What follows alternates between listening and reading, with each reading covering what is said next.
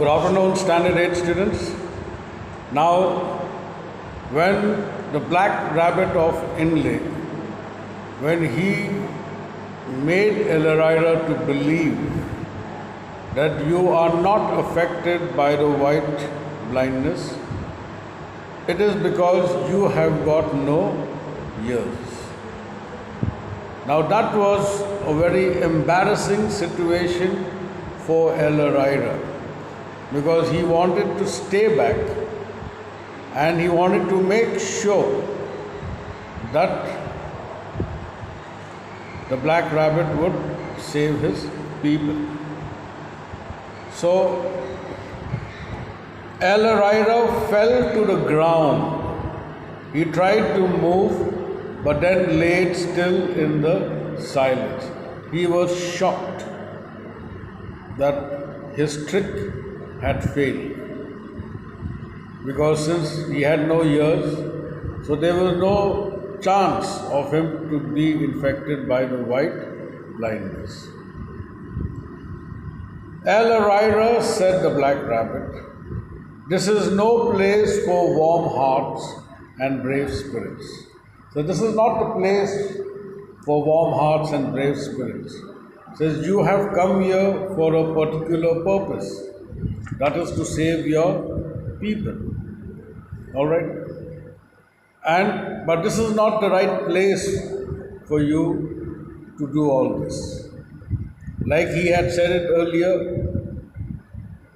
here there is no bargain made. Because Ahrairah said, "I have come to give you my life for you to save my people." So that was a bargain. All right.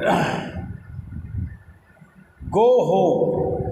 Your people are already saved. So the black rabbit of Inle, what he did was, he knew that Ahrairah was a leader of great determination. He was obstinate, he was very loyal, and he was wanting to do anything in order to save his people. So he kept on staying there. He also tried to get infected by these plagues and diseases and white blindness, but it all failed. So the black rabbit of Inle understood that till I don't solve this problem, Ahrairah will never return back home. So he told them, "Go back home, your people are safe." And finally, the black rabbit of Inle saved Ahrairah's people. In that moment, after he said that, then Ahrairah got to work. Confusion and terror came upon King Darzan and his soldiers in the falling darkness. The fields of Fenlo seemed full of large rabbits, huge rabbits with red eyes, and they turned and fled.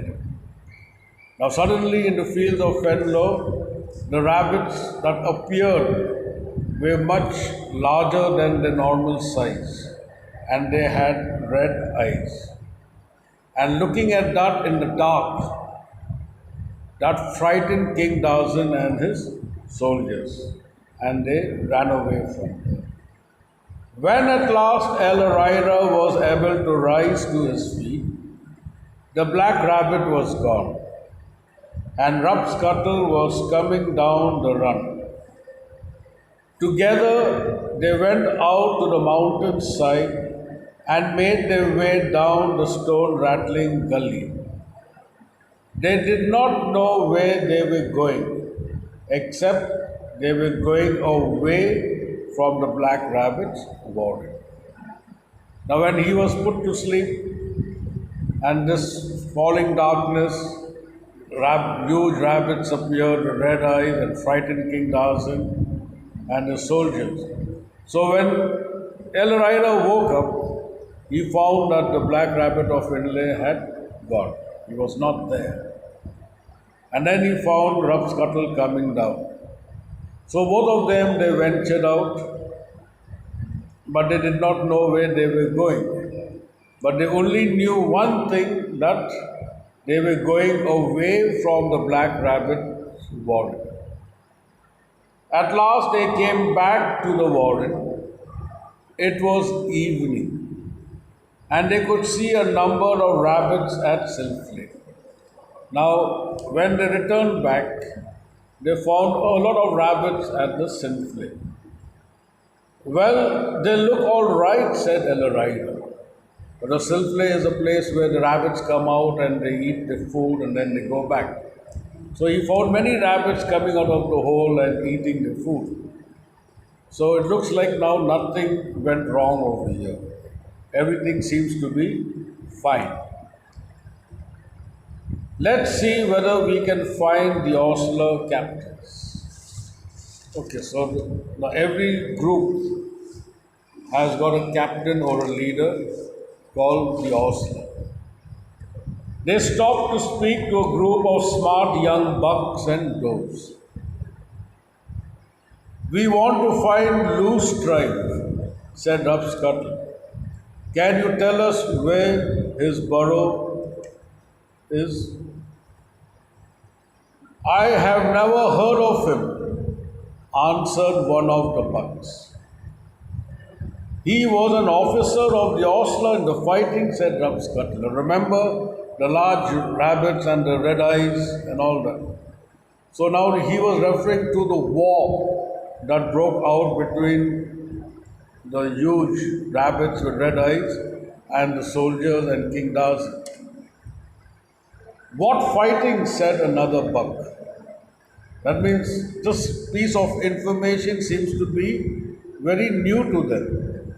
They did not know that this thing had already occurred or this event had already taken place. The fighting against King Darcy, replied Rapscut. The fighting? I wasn't born when it finished, said the buck. So he's talking about the fighting. I wasn't born when it finished. That means something that happened long time ago before he was born. But surely you know who the Osler captains were, said Rapscutter. Like how we know the past. You know, the Mughal emperors, then Ashoka, then the freedom fighters. We were not born at that particular time, but we still do know how India got its independence. So that is what he was trying to find out from the bucks and the does. But they don't seem to be knowing anything. Nothing regarding the war, who were the captains, what were the names of those captains. What do we want to know about them, said the buck. Now why should we go all out to know who the captains were, what took place? What they did, said Rapscut. That's all finished now, said the first buck.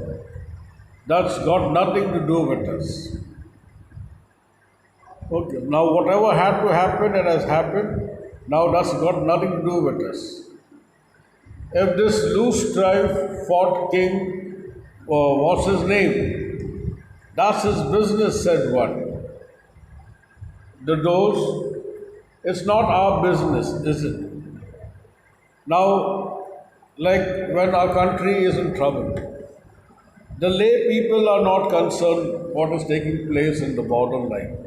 We feel we have got our soldiers, the army over there to protect us. So why should we bother? So that is the tendency of the people, that they do not bother about the freedom of the country. They only feel that somebody else is responsible, so that's his business. Let him handle his business. Why should we interfere in that warfare where we are not skilled to fight, or we have got nothing to do with the war or battle? If nobody fought in wars, there wouldn't be any, would there? Now that is a very true saying. If you don't want to fight any battle, then there wouldn't be any battle.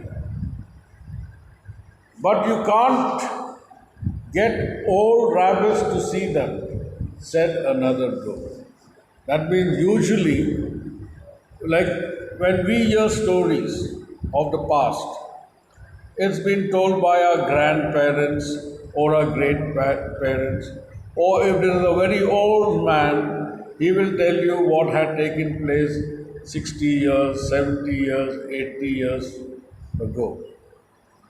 So now there are no old rabbits alive to tell us exactly what had taken place, how the war had broke down, what took place, who won the battle, all that. These bucks and does, they don't even know anything about it.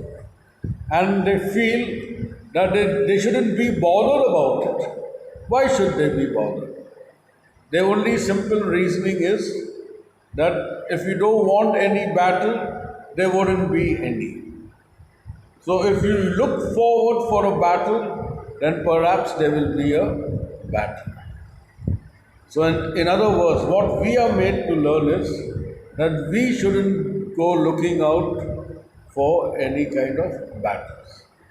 Because ultimately the consequences is very devastating. A lot of destruction takes place, lost a lot of lives, properties are lost. Many children become orphans.